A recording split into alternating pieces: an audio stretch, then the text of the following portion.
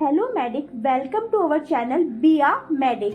दोस्तों, आज के दौर में हार्ट अटैक आना बहुत ही आम हो गया है। क्या आपको पता है ये क्यों होता है, इसके आने की वजह क्या होती है और डॉक्टर इसका कैसे उपचार करते हैं?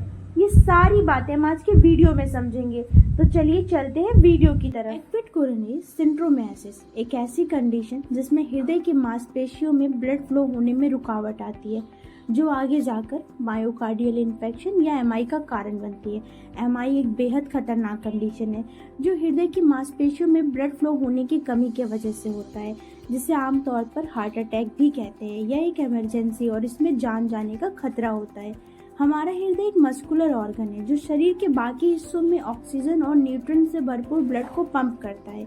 इसके 4 मुख्य चैम्बर होते हैं: राइट आर्टियम, लेफ्ट आर्टियम, राइट वेंट्रिकल और लेफ्ट वेंट्रिकल। राइट आर्टियम से बॉडी से डीऑक्सीनेटेड ब्लड एंटर करता है और राइट वेंट्रिकल इसे फेफड़ों में धकेल देता है। फेफड़ों में डीऑक्सीनेटेड ब्लड ऑक्सीजन लेकर लेफ्ट वेंट्रिकल में एंटर करता है।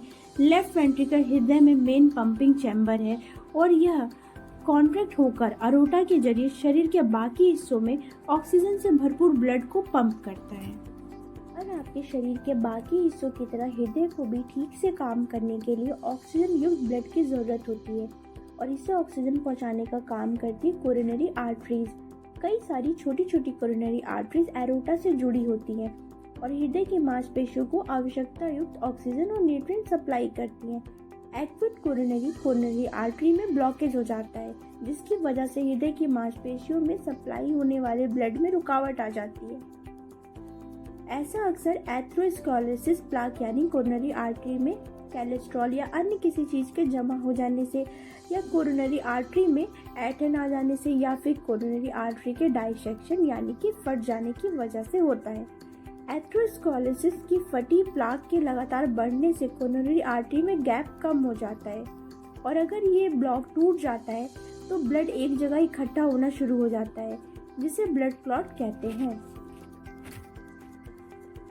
जिसके कारण कोरोनरी आर्टरी में ब्लॉकेज बन जाता है। आमतौर पर ब्लड क्लॉट हो जाने की वजह से ही कोरोनरी आर्टरी में ब्लॉकेज होता है, या ड्रग्स, स्मोकिंग, ठंड के मौसम या अत्यधिक तनाव के चलते हो सकता है।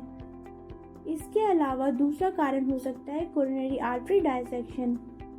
इस केस में आर्टरी की अंदरूनी दीवार टूटकर अलग हो जाती है, जिससे ब्लड फ्लो में रुकावट आ जाती है।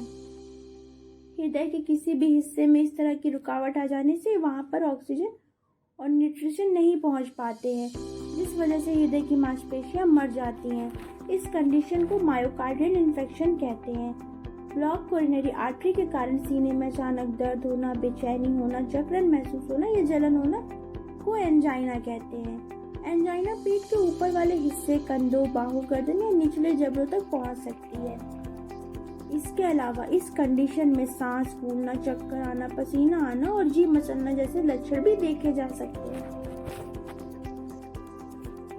फैटी प्लाक के कारण जब कोरोनरी आर्टरी काफ़ी हद तक ब्लॉक हो जाती है तो इसे ठीक करने के लिए कोरोनरी एंजियोप्लास्टी प्रक्रिया से ब्लड फ्लो को ठीक किया जाता है। इस प्रक्रिया को शुरू करने के लिए सबसे पहले डॉक्टर कमर की त्वचा को सुन्न कर देता है, फिर त्वचा के जरिए जांघ की एक नस में सुई डालता है। इसके बाद नस में सुई के जरिए एक फ्लेक्सिबल गाइड वायर डाला जाता है और फिर सुई को निकालकर इसकी जगह पर एक छोटी फ्लेक्सिबल ट्यूब डाली जाती है, जिसे सीट कहा जाता है। इसके बाद सीट के रास्ते इसी गाइड वायर को हृदय तक पहुंचाया जाता है। इस गाइड वायर के ऊपर एक फ्लेक्सिबल ट्यूब, जिसे कैथेटर कहते हैं, कोरोनरी आर्टरी तक पहुंचा दिया जाता है। इस दौरान पेशेंट को थोड़ा दबाव महसूस हो सकता है, लेकिन उसे दर्द नहीं होगा। इसे देखने के लिए एक्स डिवाइस का इस्तेमाल किया जाता है, जिसे फ्लोरोस्कोप कहते हैं। इस पॉइंट पर डॉक्टर को गाइड वायर को निकाल देता है। इसके बाद डॉक्टर कैथेटर के टिप को कोरोनरी आर्टरी के अंदर डाल देता है और जांच करने के लिए आर्टरी में एक खास तरह का डाई डाला जाता है। डाई डालने पर आर्टरी में किसी भी ब्लॉकेज को आसानी से देखा जा सकता है। अगर काफी बड़ा ब्लॉकेज दिखाई पड़ता है तो डॉक्टर आर्टरी के अंदर एक गाइड वायर को डाल देता है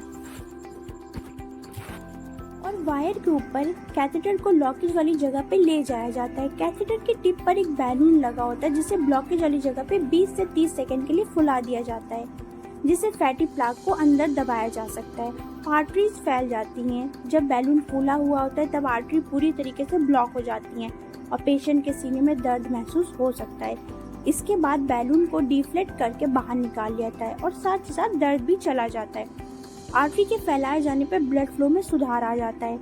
आर्टरी को खुला रखने के लिए मेटल से बनी मैश ट्यूब, जिसे स्टेंट कहा जाता है, का भी इस्तेमाल किया जाता है।